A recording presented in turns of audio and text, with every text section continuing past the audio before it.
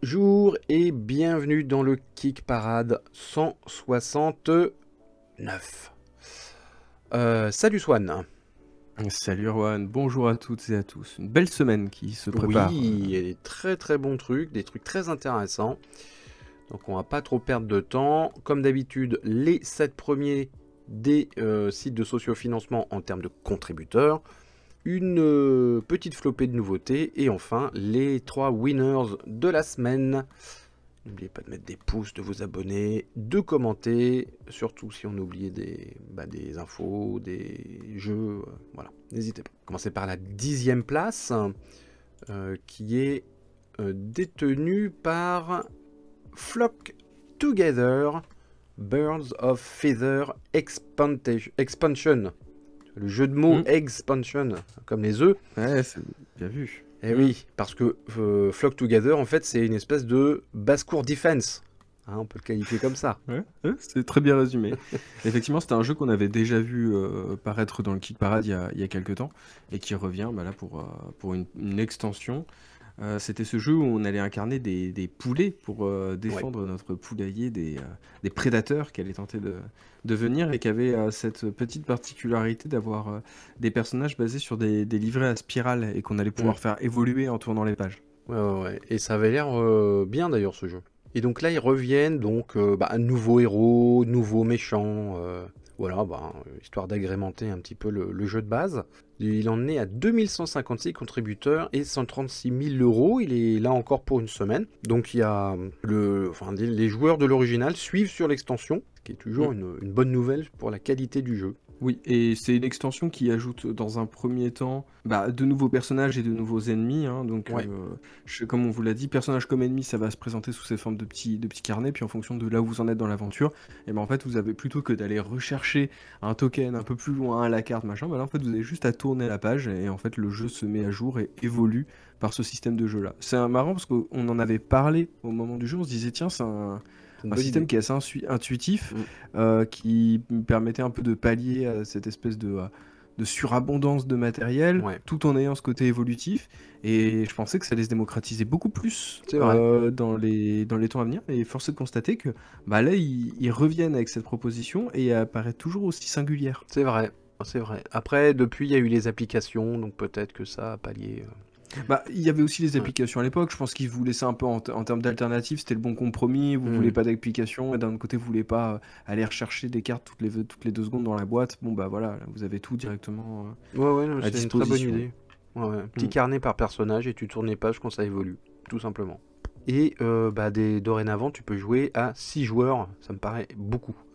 6 joueurs. Oui. Mais bon, là c'est un peu gadget. Ok, en tout cas, alors c'est pas une nouveauté, mais c'est entré dans le top 10 pour sa dernière semaine. 9e place, on l'a vu la semaine dernière, c'est Western Legend Stories, 253 000 euros, 2209 contributeurs, et il est là encore pour une bonne dizaine de jours. Donc c'est la version campagne narrative du jeu très connu de Western, qui s'appelle Western Legend, qui est fait par un Français. Ce jeu marche bien. Faut dire que il y a une bonne base, il y a beaucoup d'extensions déjà pour le Western Legends original. Et là, ils ont rajouté le côté narratif, ce qui nous semblait assez logique pour le monde du western, l'univers du western, qui se prête beaucoup à ça, évidemment. Et puis sachant que c'était un peu aussi qui avait déjà posé les fondations de ce côté jeu de western égale jeu bac à sable, parce que Western Legend faisait partie des pionniers. Ensuite on avait vu plein de jeux un peu singer cette mécanique là, et donc là on retrouve ce côté bac à sable mais avec quelque chose de plus un mode campagne en fait, tout simplement, avec un côté évolutif. Vous allez reprendre avec un personnage qui va pouvoir progresser dans le jeu, voilà, avec plein de petites cartes d'aventure suivant le lieu où vous allez, certainement. Moi j'avais fait le premier jeu qui était vraiment chouette, mais qui devenait un peu usine à gaz au bout Oui, d'un moment, et ça demandait beaucoup d'installation, beaucoup d'explications de règles pour ouais, c'était finalement. long. Ouais. Voilà. Et donc là, ça peut peut-être être l'alternative qui permet de ressortir un peu plus souvent le jeu du Mm, mm, placard. mm. À noter toutefois que la version française, même si c'est un auteur français, elle ne se débloque qu'à partir de 500 contributeurs. Pour l'instant, on est à 279, donc on est un Ouais. tout petit peu plus de la moitié. Il reste assez peu de jours avant la fin de la campagne, donc si vous êtes intéressé, c'est maintenant ou jamais. Après, ils ont précisé quelque chose, que tous les backers qui ont pledgé pour cette version française, bah, ils seront remboursés si jamais le palier n'est pas atteint. Hmm. Ce qui est une démarche plutôt loyale, mais qui peut aussi avoir une incidence, effectivement, sur le nombre de backers et sur le succès de la campagne. C'est sûr que Parce que, mine de c'est un rien, chiffre, hein, 279. c'est ça. Sachant que c'est que des pledges à 100 $, Ouais, donc du coup, enfin 120, bah, du coup, ça tu fait une fais petite somme. 200 fois 100, bah, forcément, tout de suite, Ouais. ça commence à impacter sérieusement les coûts de production. Ouais, ouais, c'est clair. Allez, 8ème place, c'est une entrée. Clans of Caledonia, 2 points, Industria. 183 000 euros, quasiment 3000 contributeurs. C'est un très gros succès immédiat. Enfin, un gros succès immédiat, pas un très gros, c'est un gros succès immédiat. Et il est là pour une quinzaine de jours. Alors, Clans of Caledonia, ça fait partie des jeux classiques, hein. Ça fait un moment qu'il est dans le secteur, ce jeu.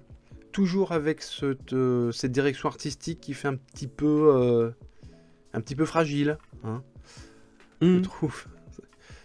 Un peu naïf, ouais. Ouais, un peu T'as naïf. l'impression de voir un jeu allemand C'est ça, des années 90. Ouais, ouais. Ouais. Donc, alors moi, j'ai honte à moi, hein, je n'ai jamais joué à Clans of Caledonia. Ça fait partie de ces jeux hyper connus que je n'ai jamais touché. Voilà, on peut pas tout faire. Donc là, il rajoute des trains apparemment, hein. Exactement, hein, tout ce côté gestion de l'industrie, parce qu'en gros vous allez jouer à un clan écossais, et puis vous allez devoir vous développer avec vos moutons, vous pouvez produire votre whisky, donc après il y avait des extensions qui s'ajoutaient, qui rajoutaient plusieurs manières en fait de scorer dans le jeu, et donc là il rajoute un nouveau plateau qui vient se mettre à côté, avec toute une gestion de transport en fait des produits que vous fabriquez. Et donc du coup, Ça y passe dans l'ère on industrielle. ajoute du jeu de train, voilà, c'est ça. Vous C'est le ajoutez début de la du fin, train quoi. au jeu de train. Après, il va falloir gérer la Voilà. pollution, la Voilà, surproduction. Ah bah, d'ailleurs, on y arrive sur un jeu qui est un spoiler alerte, mais il y a un jeu un peu plus haut qui va vous permettre C'est ça. d'aller un peu plus en profondeur. Qui est une sur ce réponse. côté-là. Voilà. Oui, oui, tout à fait. Bon, en tout cas, il marche bien. Voilà. Alors, on passe à la 8ème place, 7ème place, 7ème place. Avec Sea Beast, qu'on a vu la semaine dernière, qui est un petit peu monté, il me semble. Donc, c'est ce Ocean Crawler, comme ils disent, dans lequel vous allez incarner un groupe de vikings sur leur drakkar et qui vont être confrontés à des monstres de la mer. D'où le titre. Donc il va falloir gérer votre drakkar face aux périls naturels, à savoir les tempêtes et les sales bestioles monstrueuses qui vont sortir de la flotte. Sachant qu'effectivement, vous allez avoir toute une gestion du trajet que vous allez devoir faire, des ressources qui sont présentes sur le bateau. Donc il y a un côté un peu dungeon crawler, mais crawl dans le sens cette fois-ci propre du terme. C'est ça. 365 000 euros, 3139 contributeurs. Il a pour 20 jours. Hein, donc, Suivant, 6ème. Celui-là aussi, on en a beaucoup parlé. Fable Fury, a cooperative roguelike board game. 386 000 euros, 3557 contributeurs. Il est là encore pour une grosse dizaine de jours. Donc là, Dungeon Crawler, hein, pas Ocean Crawler. Ou Land Crawler, on peut même dire. Oui, plus Land Crawler, effectivement. Ouais. Avec une direction artistique plutôt humoristique qui nous... Bon, mais pas sans rappeler Mushkin. Voilà, mais c'est un peu Mushkin. Avec un peu plus de détails, ouais. Moi, je vois rien d'extraordinaire, mais bon, bah, écoute, apparemment ça plaît. Parce que c'est le côté un petit peu cartoon, second degré, oui, je mais pense, c'est pas le premier, qui passe plutôt bien. Non, clairement pas. Il y en a eu des dungeon crawlers comme ça, il y en a eu beaucoup. Hein. Après, c'est vrai que des land crawlers, il y en a pas eu énormément ces derniers temps aussi. C'est vrai, c'est vrai. Bon, après, Western Legends est un land crawler, hein, quelque part. Allez, on passe à la 5ème place. Là aussi, c'est un jeu qu'on a déjà vu, c'est Sweetlands. Donc, le jeu japonais qui va vous permettre de construire votre ville en bon bec. 415 000 €, 4161 contributeurs, 13 jours avant la fin. C'est quand même relativement rare les jeux japonais qui ont une portée comme ça mondiale sur le Kickstarter. Il y en a quelques-uns, ça arrive. Enfin, on voit tout de suite qu'il s'est adressé tout de suite au monde. Parce qu'en général, tu sais, les Japonais, souvent, ils ont du mal à s'adresser à autre chose que des Japonais. Oui. Et là, on voit ils ont une aisance dès le départ pour rendre le jeu un peu universel. Après, il n'en est pas à son coup d'essai. Je me rappelle que c'était lui qui avait fait notamment Aqua Garden, qui avait fait Ostia, qui avait fait Il est habitué. Biohack. Voilà, donc c'est vrai que lui, il n'en est pas à son premier jeu. Ce qui est aussi un peu rassurant, parce que c'est des jeux qui avaient eu très bonne presse. Oui. Alors, on n'est pas sur du gros jeu expert, voilà, on n'est pas non plus sur du familial, on est sur l'entre-deux, même si je trouve qu'avec ce jeu-là, on est peut-être sur le jeu peut-être le plus exigeant en termes de gameplay qu'il est proposé jusqu'à présent. C'est possible, en tout cas il est bien joli. Allez, on passe Il y a une vraie direction artistique, et on retrouve vraiment la patte un peu épurée des jeux japonais. C'est ça, c'est marrant. C'est un peu en entre-deux, effectivement. 4e place, c'est une grosse entrée. 437 000 €, 4432 contributeurs, il est là pour 20 jours, ça s'appelle World Order. Donc là, c'est un peu la réponse à Clan of Caledonia Industries, dans le sens où eh bien, vous allez être l'un des leaders d'une grande région du monde. Alors surtout, non pas occidental, pas que occidental, il y a la Chine aussi. Mais on voit quand même que l'Afrique est assez absente. Oui, bah, en fait, ils sont toujours dans la même optique qu'ils avaient proposé, parce que c'est les mêmes créateurs que Hegemony. Et l'idée, c'est de prendre une espèce de portrait un peu réaliste de notre société. Donc Hegemony, c'était plus autour des courants idéologiques et de leur influence politique. Ça avait l'air génial. Hegemony, c'est fou. Là, ils sont revenus sur quelque chose, en gros, c'est les grosses forces en puissance qui doivent continuer à maintenir en fait, leur influence sur le monde, mais chacun avec des objectifs qui sont un peu différents. Donc on a d'un côté les États-Unis qui sont un peu sur le déclin, qui sont de plus en plus concurrencés et qui doivent continuer à garder ce côté un petit peu d'occidentalisation du monde. T'as la Chine qui commence à devenir un sérieux concurrent et qui cherche en fait à prendre un peu le leadership sur la société. T'as la Russie qui eux sont beaucoup plus dans l'idée de venir faire un peu du contrôle à droite à gauche, de réétendre le territoire et puis au milieu t'as l'Europe qui est là pour essayer de garder son identité, de jouer les arbitres, de garder une certaine forme de neutralité. Voilà. Et donc c'est assez bien fait. Oui. Alors il faut spécifier que le jeu se passe en 2010. Et je pense que c'est... Alors c'est toujours aussi documenté, parce que derrière, il y a quand même des profs de sociaux, de géopolitique, comme Hegemony. C'était vraiment un truc, quasiment une simulation de société, Hegemony. Et là, World Order, c'est quasiment une simulation de géopolitique, en fait. Clairement. D'ailleurs, on voit que c'est même au-delà du 4X. Parce que en fait, si vous y allez juste comme des brutes, assez vite vous allez perdre. L'idée c'est de trouver une espèce d'équilibre. En fait, c'est impossible de gagner par juste une force imposée. Donc ils incitent vraiment sur le côté la diplomatie, l'investissement. Après, effectivement, il y a une certaine contrôle de territoire. Mais pas que.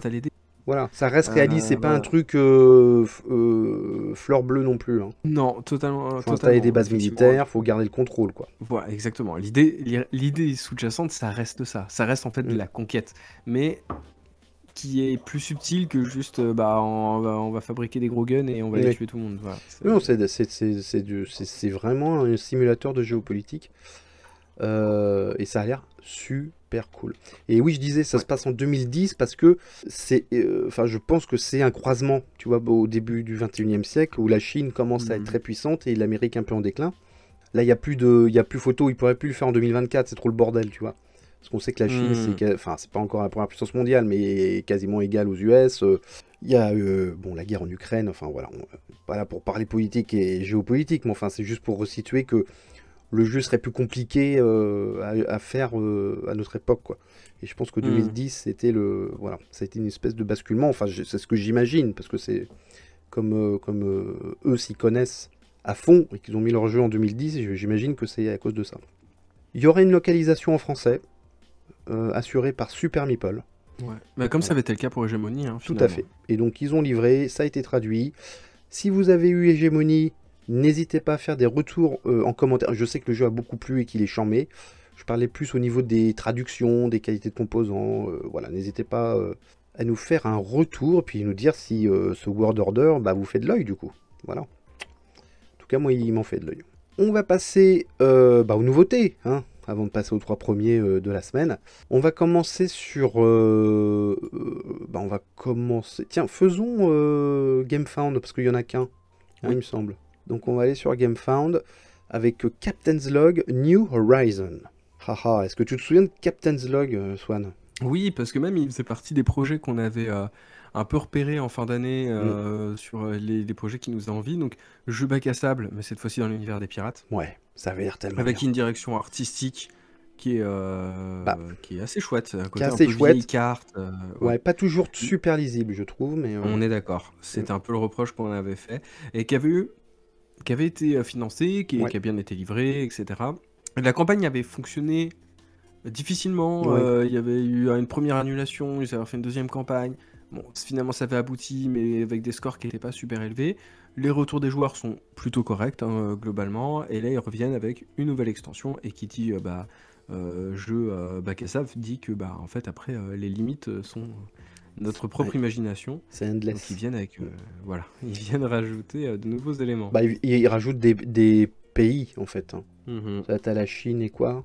D'ailleurs, c'est marrant, les Le mélanges. Portugal. Ouais, Chine et Portugal Ouais. dans la même boîte. Mm. Et la deuxième boîte, c'est... Non, c'est les Bah, trucs c'est tout ce fantastiques, qui- Myth et Legends. Oui, c'est ça, exactement. Ouais, donc évidemment, tout ce qui est... Il y en avait déjà un petit peu de trucs Il y fantastiques. en avait un hein. petit peu. Ouais. Mm. Mais moi, je l'avais essayé sur Tabletop Simulator, où il est Mhm. jouable sur Tabletop Simulator, parce que, alors, le jeu est chambé. Enfin, si t'aimes vraiment les jeux interminables, bac à sable, où tu peux tout faire, bah c'est génial. Par contre, le jeu est compliqué. Hein. C'est plein de trucs. Il y en a plein partout. C'est vraiment du gros jeu, en fait, quoi. Mais ça m'avait énormément plu. Mais il faut avoir les joueurs qui vont avec. Hein, parce qu'il n'y a pas de solo. S'il y a un solo. Il y a un solo. Mais je sais pas si c'est passionnant en solo. Hein. Je suis pas sûr. Ouais. Bon, en tout cas, pour les fans de Captain's Log, nouvelle extension sur GameFound. Ouais, ça c'est pareil, il a 340 contributeurs. Mais c'est normal, c'est un jeu un peu austère. Et c'est un jeu assez compliqué, parce que tu as énormément de possibilités. Il y a tout un tas de petites figurines, hein, d'ailleurs. Bah, Vous pouvez oui, mettre sur et vos d'ailleurs, ex. je sais pas si t'as vu, mais ils avaient reproché, parce qu'effectivement, qui dit jeu bac à sable dit que livret de règles assez Oui, velu. volumineux, et du coup, ils ont proposé pas mal de. Comment dire, De solutions, ouais. d'aides de jeu, et Mhm. notamment, je sais pas si t'as vu, il y a un truc qui s'appelle le rôle des PNJ. Et en fait, c'est une espèce de papier avec, tu sais, cette espèce de diagramme de, t'as une question, alors si tu, oui, non, et alors du coup, ça Ah oui, t'envoie oui, sur d'accord. deux autres Ok. trucs, etc. Et en fait, ça fait une espèce de truc à embranchement, mais c'est assez fou, quoi. C'est assez fou Ouais, qu'ils ouais. aient pensé à ça. Et je sais qu'il y a un petit manuel de la première partie, en fait. Parce que tu es obligé, quoi. Il y a tellement de trucs à faire, mais ça a l'air cool. Et puis là, je vois en add-on, tu peux acheter les petites forteresses, les phares, tu vois, en figurines. C'est des petites figurines, hein. C'est vraiment petit. Mais je pense que... Non, mais tu dois bien t'éclater à jeu, je pense. Ça doit être assez rigolo, quoi. Moi, je pense que en termes de jeu de pirates, à monde ouvert, je pense que ça fait partie des trucs les plus fous, quoi. Allez, on va passer sur Kickstarter avec un jeu narratif qui s'appelle Storyfold Wildwoods. Et c'est fait par une boîte qui fait des trucs très intéressants. Notamment un jeu que j'ai backé qui s'appelle Stone Saga, qui n'est pas encore arrivé, hein, qui va arriver en 2025. Qui est une espèce Et c'était aussi qui avait proposé Mirthwood aussi, qui était un peu leur gros succès Kickstarter. Mythwind. Mythwind, pardon. Mythwind, ouais. Oui, bah, c'est un peu des spécialistes des mondes ouverts, justement, des jeux narratifs. Et là, c'est un jeu narratif, mais c'est du pur solo, il me semble. Hein. Tu ne peux jouer que tout seul. Et donc, ça se passe dans une espèce de forêt enchantée, une espèce d'être de lumière qui va essayer de faire reculer les ténèbres. Alors, ça semble un peu naïf comme ça, mais je pense que en fait, ça ne l'est pas tant que ça. Les illustrations sont magnifiques. Encore, c'est un petit peu naïf, mais c'est du naïf, tu vois que c'est quelqu'un qui sait le faire, quoi. C'est vraiment très beau, il y a beaucoup d'ombres chinoises, bon, forcément, beaucoup de contrastes entre les blancs et les noirs, pour représenter les ténèbres, la lumière. C'est très très beau, très très beau. Et Et vas-y. l'originalité aussi, c'est le plateau de jeu, en Ouais, fait, complètement. qui est une proposition assez, assez innovante. Hmm. Et au niveau des mécaniques, moi j'ai retrouvé un petit peu le côté Ark Nova, où tu as une série d'actions sur des cartes et tu vas faire. Il va y avoir une rotation d'actions en fait, et plus la carte va Hmm. être à droite, plus ça va te demander. Alors là, je crois que c'est de l'énergie, il me semble. Mais bon, voilà, ça rappelle un petit peu Ark Nova. Mais ça a l'air très très bien. Voilà, ça a l'air très très bien. De toute façon, c'est. Alors, ce qui est rassurant aussi, c'est qu'ils font pas des jeux si souvent que ça. Mm. On aurait aimé qu'ils livrent Stone Saga avant de lancer celui-là, peut-être. Mais bon, Stone Saga, ça avance, hein. On a des mails. Il y a vraiment la communication est hyper ouverte, hyper transparente. Donc c'est plutôt rassurant. Mais ça a l'air vraiment très bien, quoi. Alors, rien à voir. Je passe à SAS Rogue Regiment Operation Gain. La semaine dernière, on avait Vanguard Normandie, qui était une espèce de mini wargame. Là, c'est un peu la même chose, sauf que c'est pas du wargame, c'est de l'infiltration. Hein. Ça tourne autour des fameux SAS, hein, les services spéciaux britanniques, les commandos britanniques pendant la Seconde Guerre mondiale. Et c'est une deuxième boîte, hein, ils avaient déjà fait ce jeu, qui avait très bien marché. Et donc là, ils font une extension, avec évidemment toute une nouvelle campagne, avec un beau décor d'aérodrome, donc d'aéroport. Il y a un train. Voilà. Encore une fois, c'est de la tuile. Ils ont pas craqué, ils n'ont pas fait de figurines. C'est vraiment purement de la tuile. Et c'est eux qui avaient fait aussi, c'est le jeu d'escarmouche Dice Day. Oui, Tu ah vois, tu oui, vois ce que c'est? qui est bien, oui, oui, Qui a eu plusieurs pareil, qui extensions est bien aussi. installé. Oui, qui est Mm. bien installé. Bah voilà, c'est la même technique, c'est des tuiles que tu retournes. Tout est en aplat en fait, hein. Et ça marche très très bien. Et les dessins sont vraiment cool. T'as des trucs un peu morbides d'ailleurs, tu peux retourner les gens quand ils sont morts et puis ils nagent dans leurs flaques de sang. Bon, voilà, hein, c'est comme ça, c'est la guerre. Donc voilà, moi je trouve ça plutôt cool et c'est prix raisonnable, c'est 43 balles la nouvelle boîte. Et alors par contre, est-ce que c'est un stand? Je pense que c'est un standalone, t'as pas besoin de la boîte précédente à mon avis. J'ai pas fait gaffe à ça, mais pour moi, t'as pas besoin de la boîte précédente. Bon, à voir, à vérifier. Tu vas pouvoir nous parler de ton jeu, que moi j'ai Alors abandonné parce que je accrochez-vous. comprenais rien. J'ai dit, oh, c'est Squad qui va s'en occuper. Je suis sûr qu'il va le prendre, bah bingo. Évidemment. Et alors, c'est l'adaptation en jeu de société de Shin Megami Tensei. Donc, Shin Megami Tensei, c'est une licence de jeu vidéo qui est un spin-off à Digital Devil Story Megami Tensei, où il y avait eu 2 volumes. Ensuite, ils avaient proposé les Shin Megami Tensei. À la base, ça a commencé comme une espèce d'adaptation Lovecraft un peu cyberpunk. L'idée de, mec, on traduit le Necronomicon sur un ordinateur, puis avec le joueur l'ouvre, et en fait, ça le plonge dans une espèce de monde digital rempli de démons. Ensuite, ils sont passés sur Shin Megami Tensei, qui est plus un univers post-apocalyptique, dans lequel s'affrontent l'ordre et le chaos. Et en fait, il n'y a pas de bon et de côté. En gros, c'est un peu les anges contre les démons. Et en fait, chacun veut tenter de récupérer sa part du territoire. Donc c'est plus cette adaptation-là qui va être faite sur le jeu de plateau. Mais vous le connaissez peut-être plus la licence sur ses autres spin-offs. Il y a d'un côté Soul Hacker, qui est un peu, pas forcément le plus connu, mais surtout pour la licence des Persona. Et Persona qui est sorti, qui sont très récemment des grosses licences de RPG que vous pourrez trouver sur n'importe quelle console, et d'ailleurs c'est excellent. Et donc là, on revient un peu aux origines. Shin Megami Tensei, dont le cinquième volume en fait est sorti il n'y a pas si longtemps que ça, je crois il y a 2 ans sur Switch, et je crois qu'il est ressorti sur toutes les consoles récemment. Et donc l'idée, ça va être dans un premier temps de faire de la contrôle de territoire, donc sur Tokyo, puisqu'effectivement vous jouiez dans un Tokyo post-apocalyptique, et du coup, en fonction de votre faction, si vous êtes l'ordre, le chaos ou neutre, vous allez devoir tenter de récupérer un maximum de territoire sur le plateau de jeu à partir des démons que vous allez incarner. Et pour arriver dans une seconde phase où là en fait il y aura un affrontement, et cet affrontement, en fait les avantages que vous allez avoir en tant que joueur dépendront de est-ce que vous êtes plus vous avez plus conquéri de territoire que les autres, vous allez être avantagé ou pas. Et donc du coup, toute la première partie du jeu vise à essayer d'optimiser cet affrontement final. Voilà. Donc Pour le coup, c'est assez original parce qu'ils partent vraiment sur un système de gameplay qui est très différent des jeux vidéo, qui reprennent vraiment, par contre, toute l'esthétique, voilà. Donc, vous serez pas perdu si vous êtes un fan de la licence. Voilà. Après, il y aura pas de version française. Le jeu a l'air quand même assez cher, pas forcément exigeant. Il y a de la figurine, ça s'adresse avant tout aux fans, hein, on Il y va a pas se mentir. énormément de figurines. Il y a énormément de figurines, mais parce que dans le système de jeu de manière générale, alors là ce qui est intéressant c'est qu'on va pas tant que ça incarner un avatar comme on pouvait l'être dans les jeux, mais la grosse particularité de ces jeux c'est que les créatures que l'on affronte dans des donjons, il y a un côté très dungeon crawler, et ben en fait il y a la possibilité à la fin d'un combat de discuter avec eux, de les recruter, un peu à la manière d'un Pokémon, et en fait de composer son équipe entre son personnage et en fait les différents démons qu'on aura récupérés avec la possibilité de les fusionner pour en obtenir des plus puissants. Et donc du coup, il y a toute cette partie on va dire de capture de démons et de fusion qui vont être transcrites dans ce jeu-là. Sauf que là, ça passera pas tant par un personnage que vous allez incarner, mais plus par la force que vous allez représenter pour tenter en fait de prendre le contrôle sur la Terre. Voilà. Eh ben non de Dieu. Et c'est, enfin voilà. Après le jeu, comme je dis, moi je trouve ça assez intéressant parce que on prend un peu ses distances par rapport aux jeux vidéo, il fait une autre proposition. C'était assez chouette de retrouver tous ces démons-là, toutes ces figurines, parce qu'en fait, en fonction des différentes licences de l'éditeur, en fait, on a toujours le même bestiaire, en fait.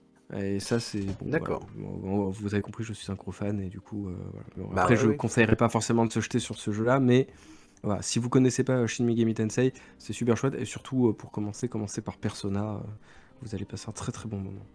C'est un premier projet, hein. Oui. Une boîte qui s'appelle Icrea. J'imagine que ça doit être I pour imagination.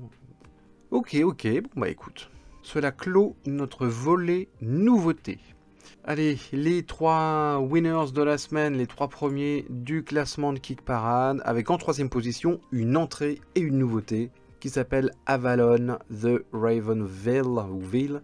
Et c'est l'auteur d'un jeu qui avait cartonné, qui s'appelle Oathworn, qui était un gros boss battler, enfin un monster battler, que j'avais essayé d'ailleurs à SN, avec plein de figurines, enfin du matos de ouf, des boîtes énormes, qui avaient rapporté, je ne sais plus, mais ils avaient largement dépassé le million, je crois, au moins, voire 2. Donc énorme succès, et donc là ils reviennent avec un jeu sur les légendes arthuriennes, dans lequel vous allez incarner une faction. Donc vous avez la faction de Merlin, la faction de Geneviève, la faction de Mordred. De Mordred. Bien sûr. Un peu, comment il s'appelait ce jeu? C'est Tsukuyumi. Ce jeu avec des factions fantastiques sur une terre dévastée. Ça m'a un peu rappelé ça. Et évidemment, c'est difficile de ne pas penser à Tainted Grail. Alors, pas tant en termes de DA, oui, sur mais l'univers, plus bien sûr.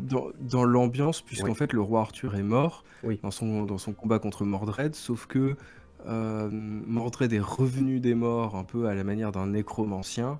Et donc, du coup, c'est les restes des chevaliers de la table ronde qui vont devoir s'associer pour tenter de repousser l'envahisseur. Donc, on est sur du contrôle de territoire et de l'exploration majoritairement. C'est ça, hein, c'est un plateau circulaire dans lequel il y a des espèces de secteurs, hein, de régions, et il y a du brouillard de guerre. Vous allez retourner petit à petit les régions pour voir ce qu'il y a dessus. Et puis au milieu, c'est là où logiquement il y a le combat final. Hein.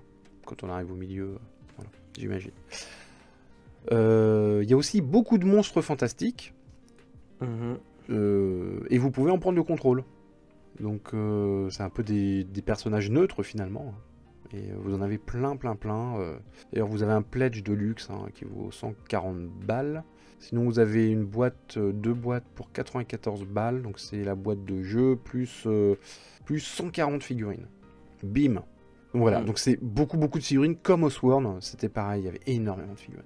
Non, et moi je tiens quand même à souligner que je trouve la direction artistique ultra audacieuse, parce que c'est vrai que on a eu quand même, notamment dans le jeu de plateau en ce moment, une espèce de recrudescence de la dark fantasy, tu vois. J'ai rien contre ça, hein, c'est très chouette la dark fantasy, et c'est vrai que là, tout dans le thème laissait envisager une DA à la Tainted Grail, et en fait non, ils sont arrivés avec quelque chose de très lumineux. Et je trouve que c'est assez chaud. Bon, les illustrations sont sublimes. Les figurines, pas toutes. Enfin, je trouve Ça qu'il y en dépend a qui sont lesquels. plus réussis que d'autres. Mm. Mais par contre, en termes de matériel, je trouve que ça a vraiment de la gueule. Ça a vraiment de la gueule. Mais c'est très pop, hein. Mm. Donc ouais, c'est assez audacieux, c'est original. Bon après, voilà, faut tester le jeu, hein, évidemment. Mais en tout cas, c'est sûr qu'ils ont l'air d'avoir fait du bon taf, quoi. Bon, en tout cas, les fans de Oathworn ont répondu présent, hein, parce que le jeu, il en est à 663 000 € déjà. 4620 contributeurs, et il a pour quasiment un mois, donc on va en reparler. Deuxième place, en parlant de jeux qui durent des plombs, mais on en a pas à ras-le-bol. dégager. Nighting Circle, donc le jeu sur le tricot avec les petits chatons. 174 000 €, il vient de dépasser les 6 000 contributeurs, il est encore là 30 jours, et Actu 3. Voilà, on passe au suivant? Oui. Donc on passe au premier du coup. Bon, le premier de cette semaine, pour la dernière fois, c'est Dice Throne Outcast plus Adventures Unchained. Ça se termine lundi. Donc, 1 186 000 €, 12 850 contributeurs. C'est du costaud, c'est de la belle campagne pour cette nouvelle mouture de Dice Throne. Donc, gamme très très installée, hein, que ce soit sur Kickstarter et en boutique. Vous pouvez les trouver en boutique en français. C'est fait par, j'ai un trou de mémoire, qui c'est qui édite ça en France? Matago? Yellow? Je sais plus. J'aurais... On va nous le dire. J'aurais dit Lucky Duck Game, moi, je sais pas pourquoi. C'est Lucky Duck Game peut-être, c'est possible. Oui. Bon, j'ai un trou de mémoire, mais on va nous le dire dans les commentaires, c'est pas grave. Et donc là, vous avez des nouveaux personnages, très tendance gothique, horreur gothique. Et la variation de Dice Throne, qui est un jeu coopératif avec une campagne, voilà. Un peu comme Unmatched l'a fait, on en a déjà parlé. C'est la dernière fois qu'on en parle, voilà. Donc Dice Throne, donc à la prochaine campagne, hein, Dice Throne, parce que vu le pognon que ça a rapporté, je pense qu'ils vont pas s'arrêter là. Et d'ailleurs c'est justice, parce que c'est très bien. Voilà. Et écoutez, merci de nous avoir suivis, commenté toutes ces campagnes. Il y a des belles nouveautés, hein. Il y a des trucs, je pense qu'il y a du débat. Enfin du débat, pas forcément du pour et du contre du machin, mais je veux dire, il y a des choses à commenter, quoi. Il y a des beaux jeux. Merci Swan. Merci à toutes et à tous, on se retrouve la semaine prochaine. Exactement.